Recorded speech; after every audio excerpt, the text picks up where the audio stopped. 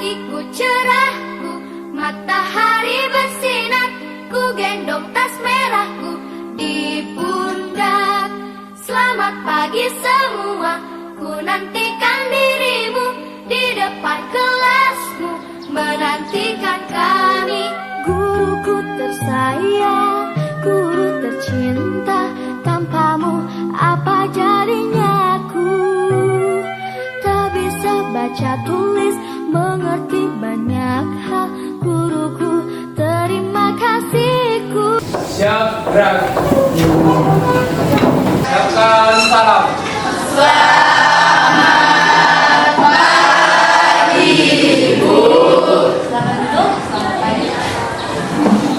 Assalamualaikum warahmatullahi wabarakatuh.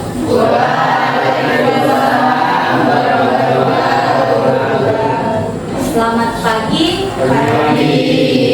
Salam sejahtera. Om Swastiastu.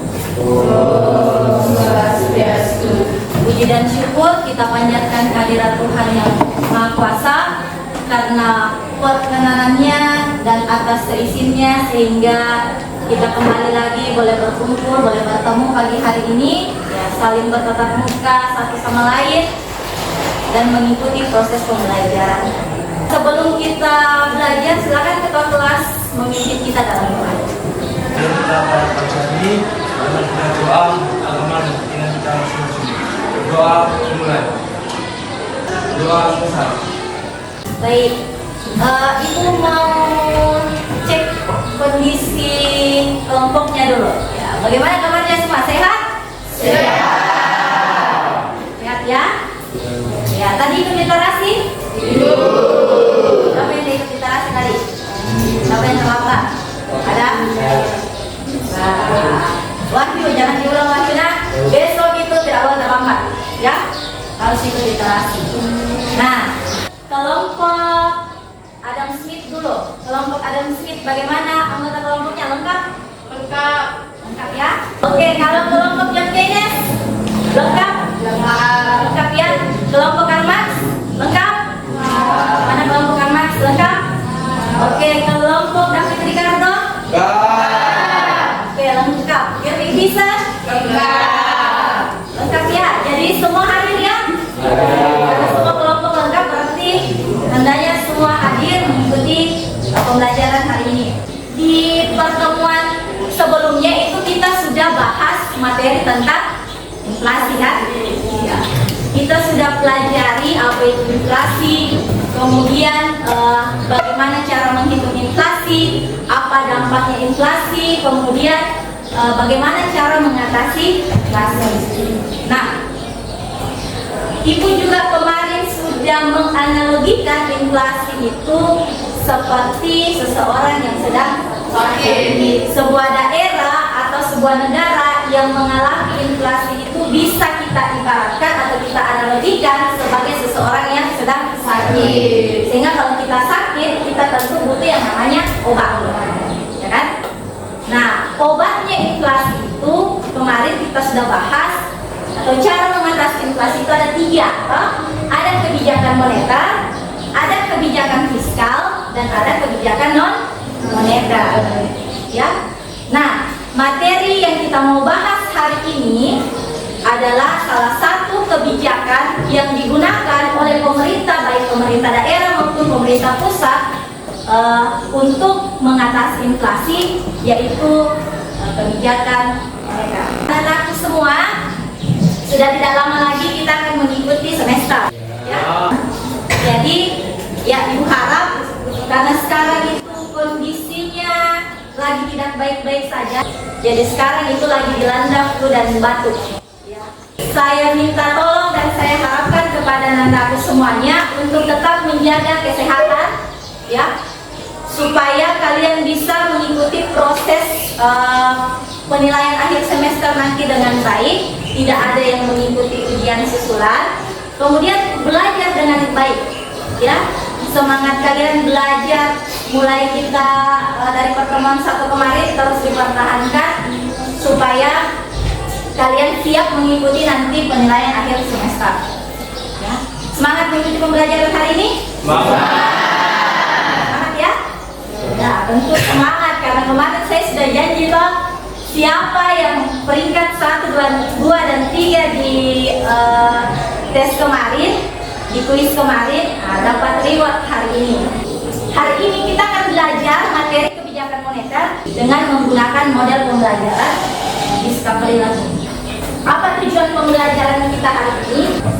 Tujuan pembelajaran kita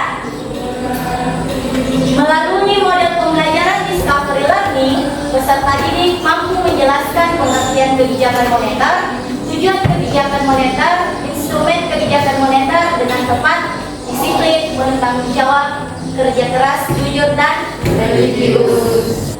Langkah-langkah menggunakan model pembelajaran Discovery Learning ini ada 6 langkah. Yang pertama adalah stimulasi atau pemberian stimulus. Kemudian yang kedua ada problem statement. Kemudian yang ketiga ada data collection. Kemudian yang keempat ada data processing. Kemudian yang kelima ada verification. Yang keenam ada generalization atau membuat kesimpulan. Nah, jadi ini 6 langkah yang akan kita lalui untuk materi hari ini menggunakan model pembelajaran Discovery Learning. Sebelum Ibu jelaskan materi, silakan berdiri dulu semuanya. Ibu mau apakah sudah siap dengan pelajaran ini?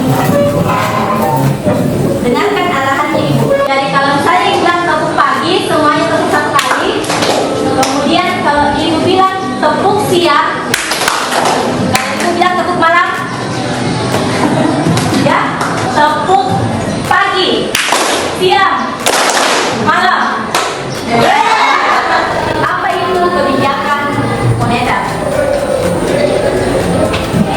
Sebelum Ibu jelaskan lebih jauh tentang kebijakan moneter, apa itu kebijakan moneter, silakan ya kalian lihat video ini, video dari Bank Indonesia mengenai kebijakan moneter Bank Indonesia.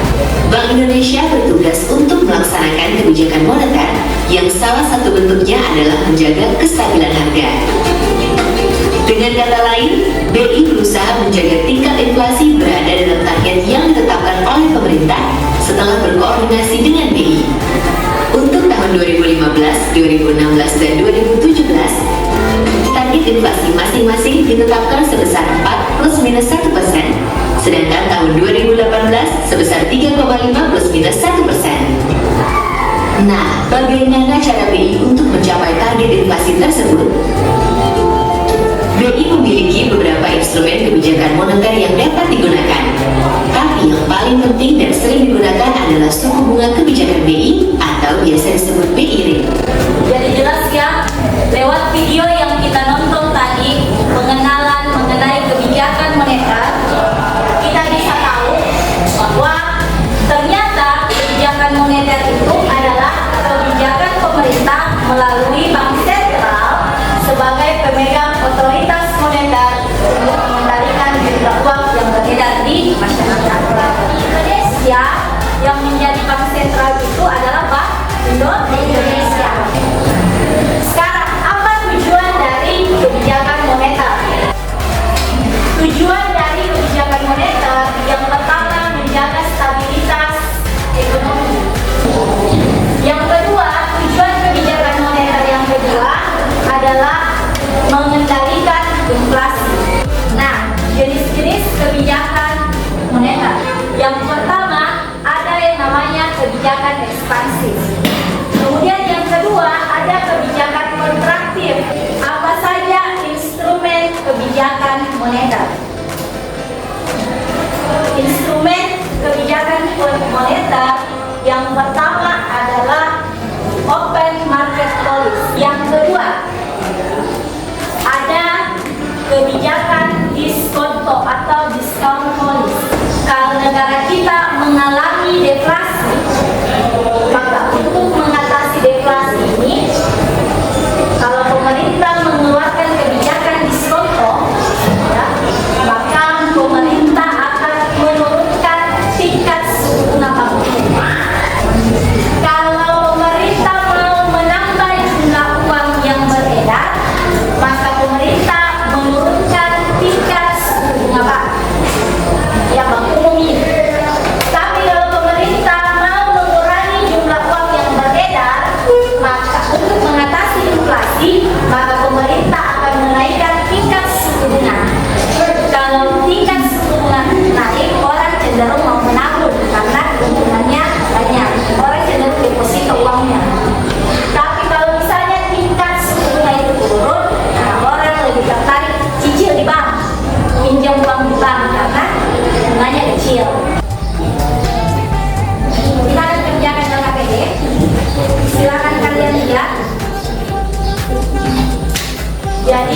perhatikan petunjuk belajarnya.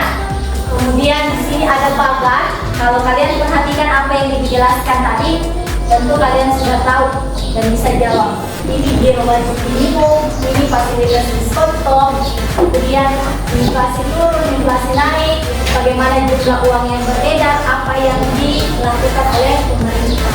Silakan duduk berdasarkan kelompoknya.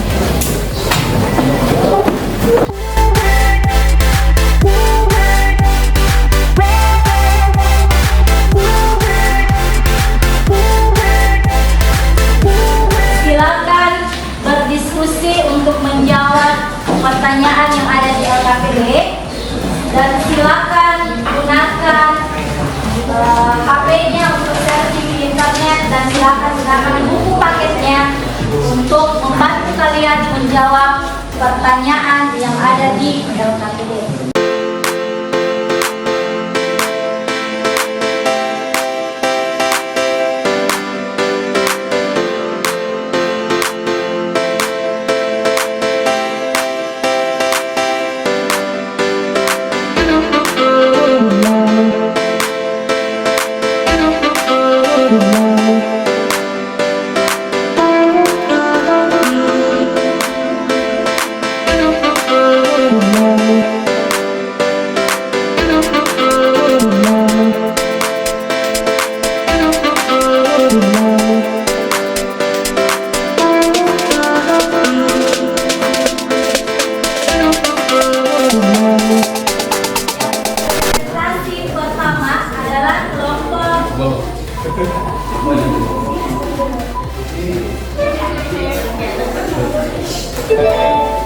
Oke, silakan kelompok John Keynes. Assalamualaikum warahmatullahi wabarakatuh. Selamat pagi. Om Swastiastu. Baik, terima kasih atas waktunya yang diberikan kepada kami kelompok John Keynes. Kami di sini akan menjelaskan hasil lembar kerja kami. Dan hasil lembar kerja ini akan dijelaskan oleh teman saya atas nama adik-adiknya Yuspita. Padanya kami persilakan. Bagaimana kebijakan moneter yang dilakukan pemerintah melalui giro wajib minimum untuk mengatasi inflasi? Jadi, giro wajib minimum jika dinaikkan, maka jumlah uang yang beredar di masyarakat akan meningkat. Jadi akan terjadinya inflasi turun. Dan jika giro wajib minimum diturunkan, maka jumlah uang yang beredar akan menurun dan akan terjadi inflasi naik. Bagaimana kebijakan moneter yang dilakukan pemerintah melalui fasilitas fondo untuk mengatasi inflasi? Yang pertama, menaikkan tingkat suku bunga, maka meningkatkan jumlah uang beredar sehingga terjadi inflasi turun. Yang kedua, menurunkan tingkat suku bunga, maka mengurangi jumlah uang beredar sehingga terjadi inflasi naik. Yang ketiga, bagaimana kebijakan moneter yang dilakukan pemerintah melalui operasi pasar terbuka untuk mengatasi inflasi. Untuk mengatasi inflasi, operasi pasar terbuka menjual surat berharga untuk menaikkan jumlah uang beredar. Untuk mengatasi inflasi naik, operasi pasar terbuka membeli surat berharga untuk mengurangi jumlah uang beredar. Yang keempat, bagaimana kebijakan moneter yang dilakukan pemerintah melalui kebijakan kredit untuk mengatasi inflasi. Kebijakan kredit memiliki dua ketat, yaitu meningkatkan jumlah uang yang beredar yang menyebabkan inflasi turun. Kedua, kebijakan kredit longgar yaitu mengurangi jumlah uang yang beredar yang menyebabkan inflasi naik. Terima kasih. Baik, demikianlah presentasi dari kelompok kami. Saya Andi. Wassalamualaikum warahmatullahi wabarakatuh.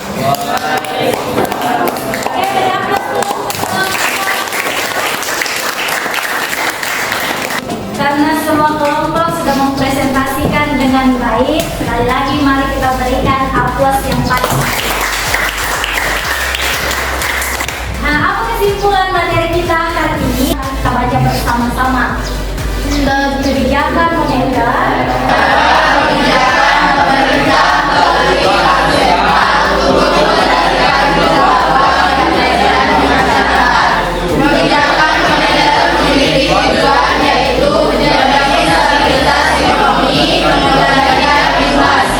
Meningkatkan lapangan pekerjaan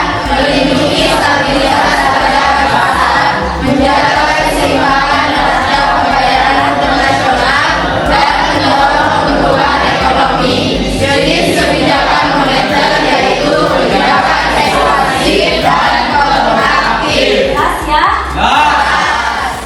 Sekarang waktunya kita bermain game. Oke, siap bermain?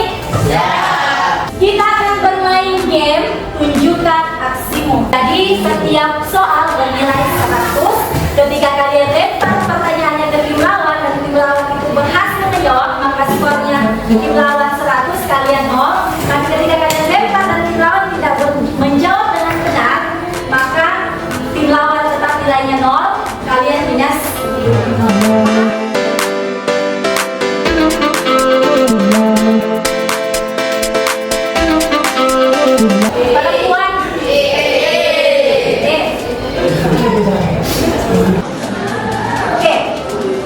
Salah satu instrumen kebijakan moneter untuk mengatasi inflasi adalah politik pasar terbuka. Jika pemerintah ingin mengurangi jumlah uang yang beredar, maka pemerintah akan titip sertifikat Bank Indonesia. 1, 2, 3. Membeli. Kunci jawabannya ya? Ya. Membeli. Oke, kita lihat jawaban yang benar adalah B.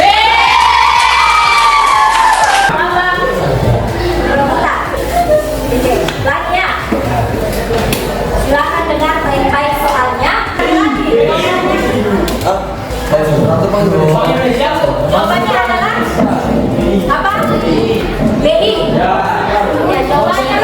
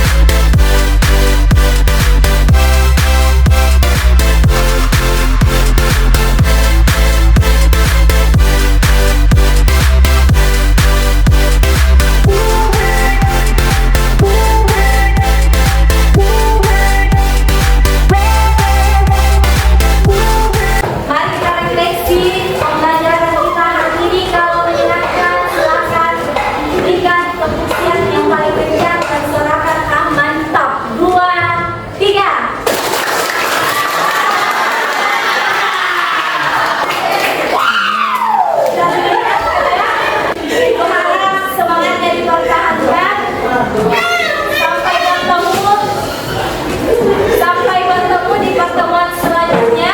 Jangan lupa mempelajari materi yang akan kita pelajari. Pertemuan berikutnya masih tentang kebijakan moneter. Silakan kalian pelajari kembali instrumen-instrumen kebijakan moneter. Nah, sampai bertemu di pertemuan selanjutnya. Ibu akhiri pertemuan kita siang hari ini dengan mengucapkan assalamualaikum warahmatullahi wabarakatuh.